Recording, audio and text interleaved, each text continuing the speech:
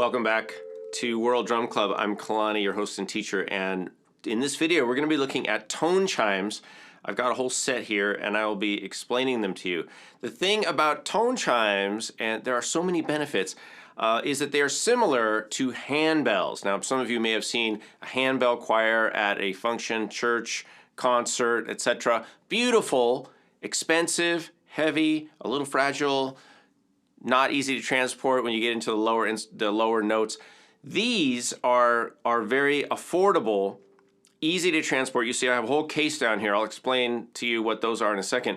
But these are awesome, and as a music therapist and music educator, we can give these to clients. They're very easy to play. So let me show you. You already saw basically, but we use the same action, which I call the percussive stroke. It's just that drumstick stroke, and so everybody's familiar with this. Super easy. And there's low ones. This is the lowest one in the set. That's a G. And then they go up 2 octaves chromatically. Here's a little bit higher one.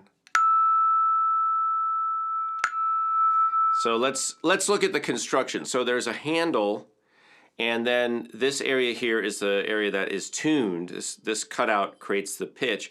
And then there's this mallet on a hinge, and there's a stopper over here.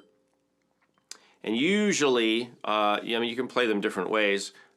This is a good way. Put your thumb here, and you can get a lot of control. Now, if you have these, or if you have a set that's not working properly, there could be 2 things you want to look at and adjust.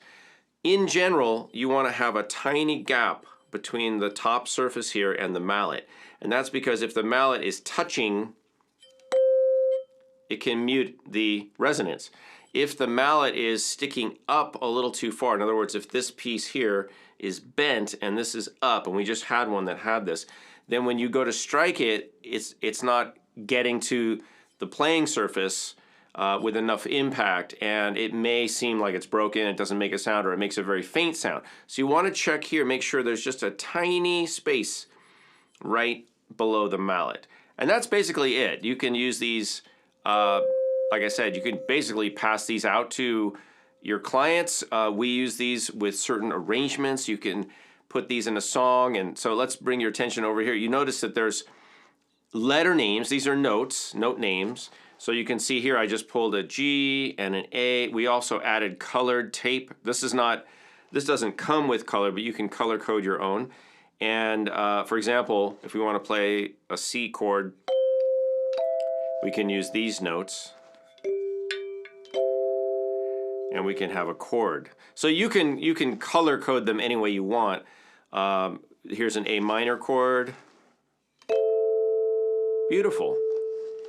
So again, these are called tone chimes, and there is a whole set down here. Now, we have a chromatic set. You can get a diatonic set. I think there's even pentatonic sets, meaning 5 notes or 7 note scales. You don't need chromatic, but if you want to splurge and get a whole chromatic set, you can. And then you can arrange them with songs, or you can use them if you're doing sound healing, anything like that. These are also a great way for either you or your participants to become involved in active music making. And that's something that I specialize in, music facilitation, and helping people participate, not just listen, not just be have a receptive experience, which is good by itself, to receive the music and then respond to the music, such as in dancing, but to get people to play the instruments and have literally a hands-on experience and be involved in the music making. That's another level, and you can do that beautifully with beautiful sounds with these tone chimes. All right. You can also use them if you're a sound healer, as I mentioned, if you want to get your people involved. For example, and I don't have them out right now, but I have singing bowls that are A and E. And I'm imagining, maybe I'll make a video on this. Leave it in the comments if you'd like to see a video with singing bowls and tone chimes together, and that could be pretty awesome. Of course, the advantage is that these can produce rhythms, gentle rhythms, And you could do something, for example, here's an idea for you.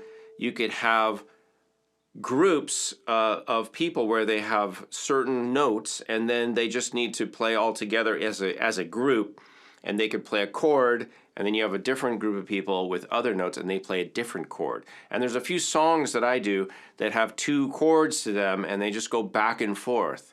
So for example, you could even have people stepping, maybe they're walking or they're swaying, and when they sway this way, this group plays their chord, and then they sway the other way and the other side plays their chord, and you can do songs over that, and it's very beautiful, very nice, and like I said, it involves everybody. Beautiful instrument. So look into tone chimes, and if you guys are using them, leave it in the comments below. Tell us how you're using tone chimes.